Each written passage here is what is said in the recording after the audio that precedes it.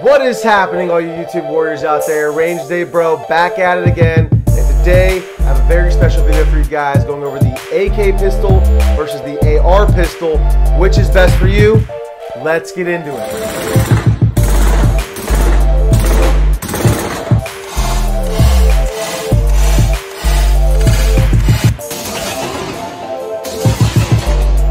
Spend more time sitting on the couch with your guns than you do actually shooting them at the range. But go ahead and hit the subscribe button, guys. We all do it. Thank you so much for stopping back by the channel. I really appreciate you guys swinging by. All right, guys. So back by popular demand is the Arsenal SAM7K 44 Genesis.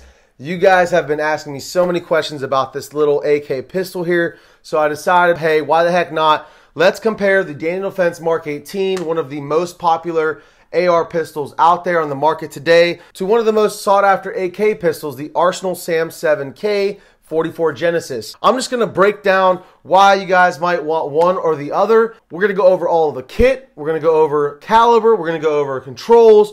All right, so I know I've already talked a little bit about the Arsenal. However, you guys have asked me a lot of questions about what I have on this guy, so I'm going to start from tip to butt, grand thumb style. Up here in the front, we have the SLR Rifle Works Linear Comp. This is their blasted finish. This is their 6.9-inch ion handguard here. It's got a bomb-proof tight lockup with their gas tube on top. They have two screws right here. I also have an installation video on this guy. There's absolutely no wiggle or wobble, unlike the factory handguard it came with. I got a Surefire Scout light on here. And then we have the Holosun 509T, I believe it is, on an ADM American Defense Manufacturing mount. Moving back from there, we have, of course, the Arsenal milled receiver, which you could tell by this guy right here. And then we have their ambidextrous selector switch on this guy.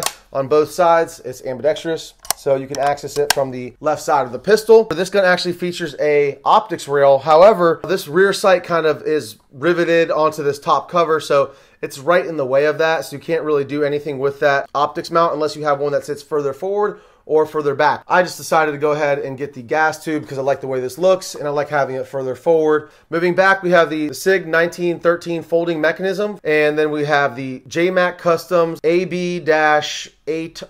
That's 8-inch with the riser, and then we have the Isle Manufacturing cheek riser on here that's made specifically for the JMac Customs brace, and then it has the adapter plate for the tail hook, and then of course the Gearhead's tail hook. So that's pretty much the rundown. I'm running Magpul mags in here. It does ship with like a 5-round mag, or yeah, some little 5-round mag. It's kind of a joke in my opinion. You pay over $2 grand for one of these AK pistols and ships with a 5-round mag. Kind of bullshit. Come on, Arsenal, step your game up. Got a Magpul 30-round P-mag in here. Gets the job done all day. And this guy has a silky smooth action. That's part of having a milled receiver AK. Great trigger in this guy. Phenomenal little trigger. As you can tell, it's an AK trigger. They're pretty good. A little bit of travel on the reset. A lot of bit of take up. A little squishy on the brake, but it's pretty light overall. There's the reset. There's the brake. So really nice, top of the line. I would consider this the best AK pistol in the world. Arsenal milled receivered AKs are regarded as some of the best out there. JMac is extremely high quality. So is the Gearhead. And SLR Rifle Works, all the quality parts on this guy makes this one of my most expensive builds ever. Not really the best for that reason. It's not the best because of the money that went into it. It is very expensive. But at the same time, you get what you pay for. Buy once, cry once. So with that being said, let's move on to the Mark 18. All right, so on the beautiful Mark 18, we have the Dead Air Sandman covered with the rifles only HAD. That's the heat ambient device rifle suppressor cover. Beautiful little suppressor cover. I would like to do a full review on this guy soon if you guys would like to see that. Underneath that's the Dead Air Chemo flash hider. I have the Cloud Defensive Owl on this guy. I switched this over from the 300 Blackout build. I'm really liking the look of this on this Mark 18. I have the Magpul angled foregrip. Of course, the Daniel Defense Riz 2 rail, which is their quad rail they became kind of famous for. Midwest Industries fixed front sight post. That's the HK style.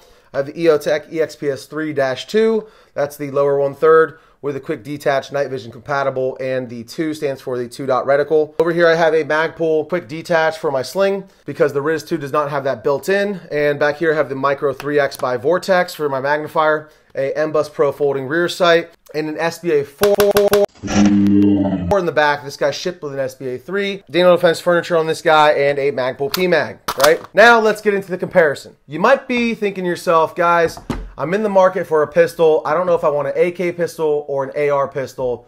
What do I recommend? Well, it's all preference, guys, and let's just talk about why that is, okay? So on the 8K, inherently a much older platform for sure, 1947, hence the reason AK-47, although this is a crank style, not technically a true AK-47. There's a lot of differences. Essentially, what we're talking about when we're saying AK, we're talking about a long stroke piston system that this guy has. So let's just pop the dust cover real quick and show you guys that. So real simple takedown, you have your recoil spring and guide rod there, and then you have your long stroke piston system. In this case, kind of a shorty, but this is in fact a long stroke piston system because this goes all the way to the front of your gas block here. The gas actually impacts the front of this long stroke piston, which gives it enough energy to unlock the bolt. That's what we're referring to when we're talking about AKs. It's really the long stroke piston system. So why did I just get into a long stroke piston system? That's because that is going to be the inherent and main advantage of the AK in my humble opinion. Besides being able to fold this guy, actually have it still function in the folding position. You could fire this thing semi-automatic while it's folded. That's another benefit. You could fire it folded. However, the long stroke piston system and the AK platform has long been known for extremely reliable operation and performance in adverse conditions. Hence why there's very loose tolerances on the AK by design. That's actually so that things that get in can also get out. So that's going to be the most inherent benefit to the AK platform. Now on the SAM7, you also have the advantage of an ambidextrous safety selector, which this is pretty rare as far as AK platforms go and not so rare on the AR. When you're talking about controls on the AK, they're just inherently less ergonomic. It's just an older platform. Now the mag release is ambidextrous. It sits there right on the bottom. Just about everything is ambidextrous, but the charging handle, which this has on the right side of the gun, as all AKs do, is clearly not ambidextrous. So unlike an AR where you can get ambidextrous charging handles, which the Daniel Defense does boast, this guy is just short of being completely ambidextrous. We won't knock it for that. The one thing that I will say about the AK platform that is a negative, and my only negative really to this point, especially on the SAM7, is the thread pitch. Very few manufacturers make quick detaches or direct thread devices for the 24mm right-handed thread pitch. I know what you're going to say. Dead Air, one of my favorite, if not my favorite suppressor company, does make the Wolverine, which is an AK-specific suppressor, and you can buy a 24mm thread pitch adapter for that, so you can run the Wolverine on these guys as long as you check them for concentricity with your gunsmith. I like having the Dead Air Sandman and being able to run that on any of my 30 cal, my 300 Blackout, my 308, all of my AR platforms that I build or buy with reputable manufacturers. Barrels, they're already automatically concentric, and you could most certainly find quick detaches and muzzle devices for those platforms. So that's kind of my only knock on this little guy, besides the fact that it is loud as hell when you shoot it. I mean, it is an 8.5-inch barrel. This guy is mean and it bucks. Now, it's not as bad as a mini Draco. I've seen and shot some friends' Dracos, and those things are like ridiculously ignorant. However, it is pretty loud. It does have a little bit of a buck, and it shoots a fireball at the front. Now, a lot of you guys might like that. Personally, for realistic scenarios in which I might want to use this, I don't know if that's going to be a benefit or a negative. In my opinion, it's kind of a negative. I don't want a huge fireball coming at the end of my firearm. If I'm in a home defense situation or in a nighttime situation, it might blind you. If you're using nods, definitely not an advantage in that situation. So, but I don't have nods. I'm not the Taliban. Don't get this stuff left to me.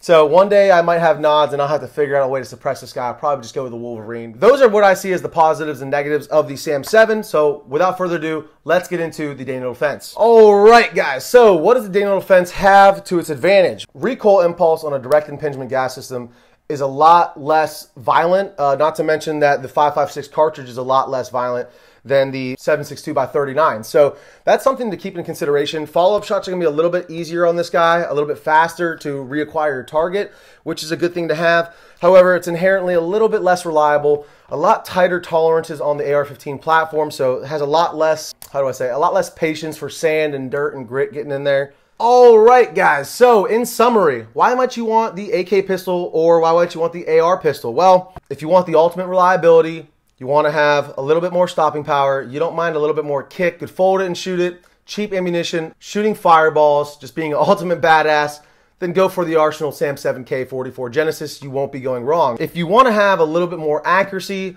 a little bit less recoil, better ballistic coefficient on the caliber, and you want to have suppressor readiness, I would say absolutely go with the AR pistol. But with that being said, guys, you cannot go wrong with either of these, and the choice is clear.